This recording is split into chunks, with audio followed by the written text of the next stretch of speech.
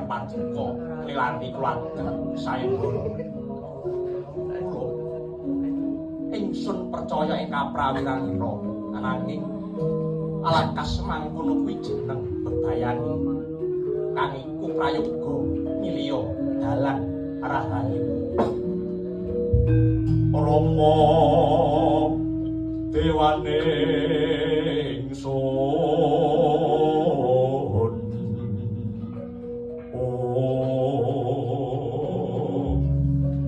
baji menawi mekaten lajeng kados pundi kula jeneng sira manjinga dadi pangawakan ingsun budidaya murih ruwating panandang kang tumrap kadangira Nini Dewi sabanjure ingsun bakal karya sayembara pilih perkara bot repot kang tumrap sayembara prayoga pasrahna marang kadangira Si Harya Prabu apa dene Kaki Ugrasena sampeyan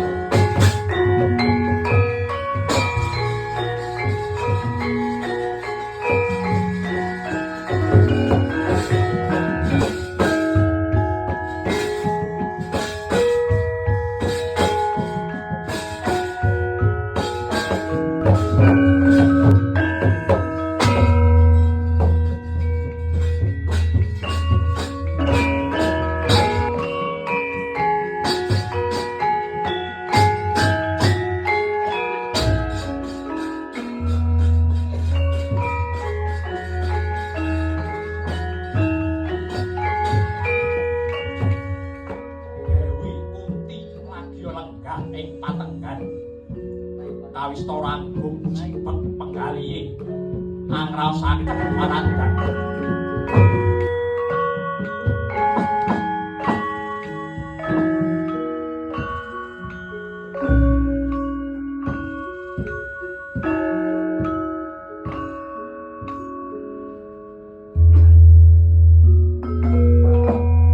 sumubra maning pawanataring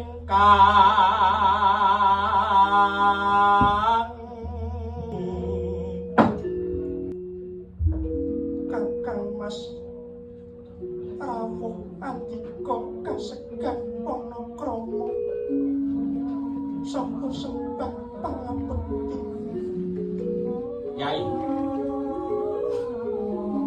dak tampa gawe wong kiasipun kakang aja kurang ing pamengku mbok dene praptanipun kakang ganggu rasaning Syadi. Kakang Mas rawuh paduka wonten pareng punapa Yai aja kurang ing pamengku ora pisan-pisan pun kakang ganggu rasaning Syadi kepara malah prihatin sumurupa Praja Mandura kabegan raja Panglamar kang kepengin ngayunaken Syadi. Kang iku yen wis ruwat panandhanging Syadi keparenging diwaji. Syadi kaadikake sayembara pilih. Kepiye teka malah arawat waspa. Yen mangkono lekasku kapan Syadi ruwat saka panandhang. Kakang Mas Tawuran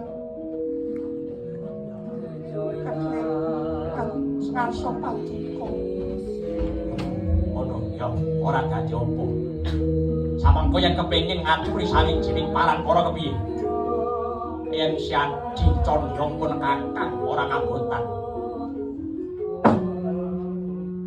Andra ingkang puspita kasliring samirana mrek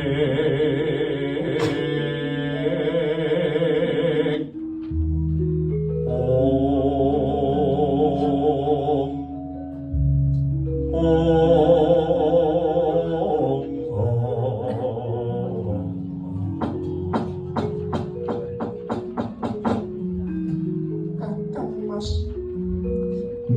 karaos katetang iraos sing manah kula Resi Drwasa keparenga ngrantos saged awis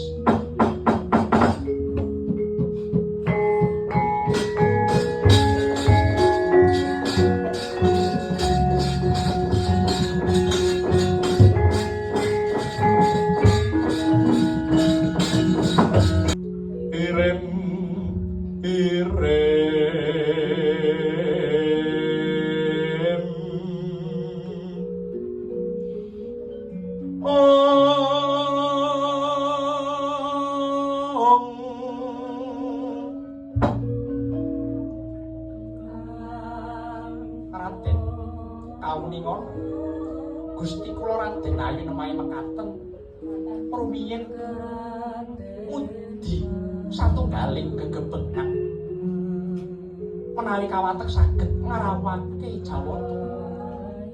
Gusti kula Raden Ayu lepnya ing wewangen temasalah kadadosan sumangga Mas maosaken.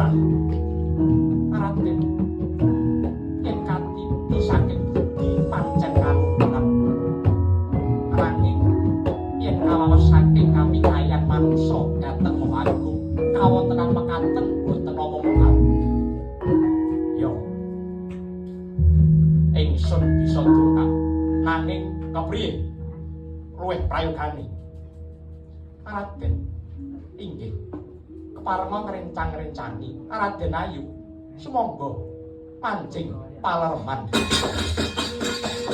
tansah marpamo ing suksma sinimpen telenging kalbu pambukaning marana tarlen saking layap-layap ing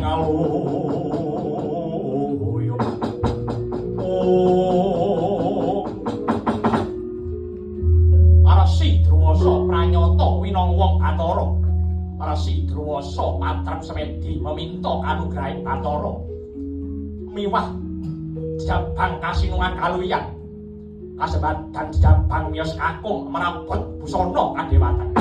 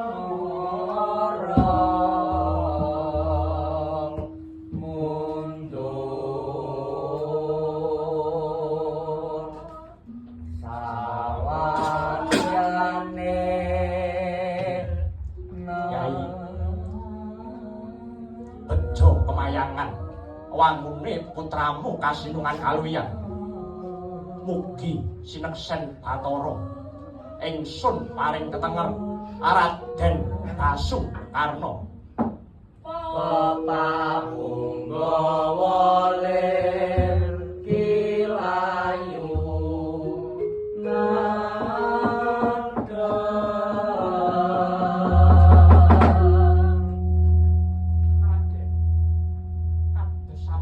tunduk sanget kula nderek mangayu bagya sang resi inggih ananging wonten kasunyatan mekaten lajeng kados pundi Raden inggih namung Raden ayu kados pundi Kakang Mas aurat pegah kula kedah pemisahan kalih jejabang Kang Mas Sembang kaliyan malih pundi wonten warah kados punika Yai bener aturmu Kang mangkono nanging kowe lumaku marang tumrap putra kalumrah Kakang Mas ingkang lepat punika kula sanes Basukarna kajawi punika menapa paduka remen kula nantang dosa matumpa-tumpa Kunti tumrap kula Basukarna sawetwe wewenang siadi nanging mangertiya Praja Mandura ana ing sajroning bebaya kang ganti undraning perkarane tan liya perkara siadi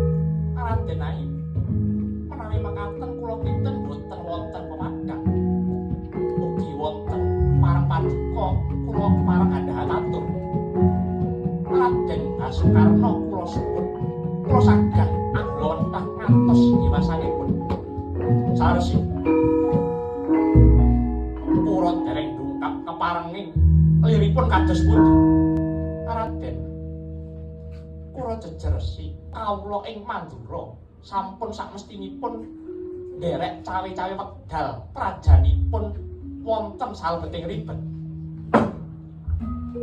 Leresat paningsun tumiling Hangulati. Puspita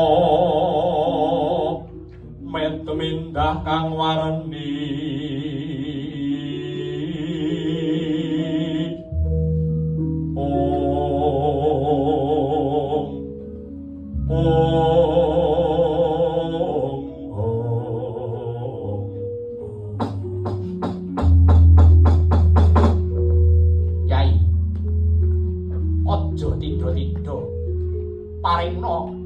Basukarna marang astane Resi Drwasa.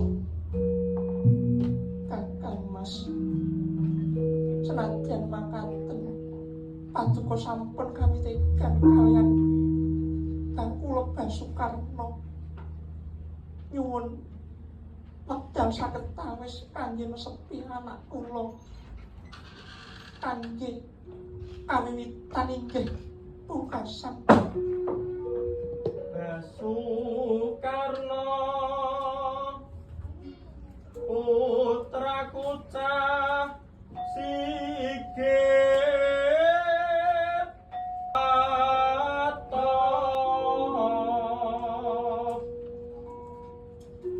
yen wis marem manjing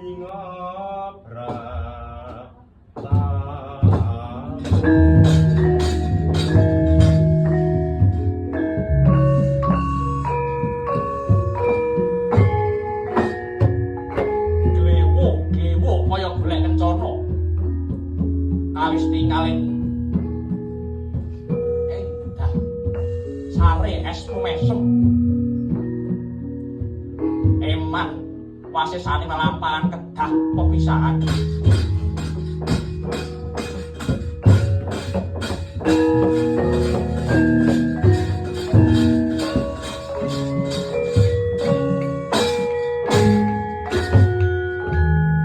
Sepedhot arasaning raos dagat angrus jenala mancing jinem ambak barudah kasesek kaya bledak-bledako ical saking pandulu ceklak kebat mancing oreng patumbar.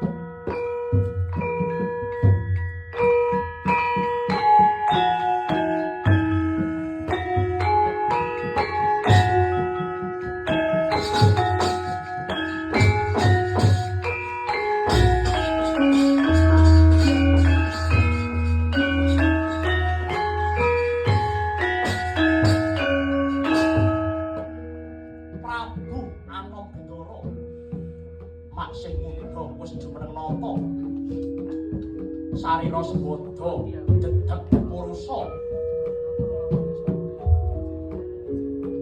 prawira jayeng palugon marma ing rengan ing bala sentana miwah kawula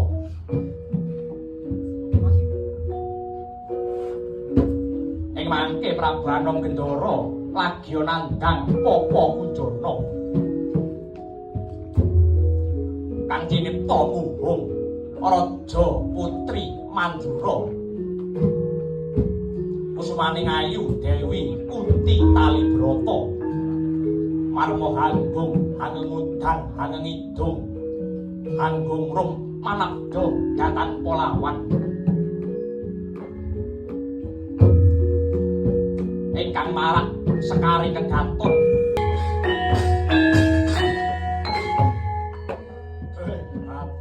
Melaipun kakang dhewe. Kundi-kundi.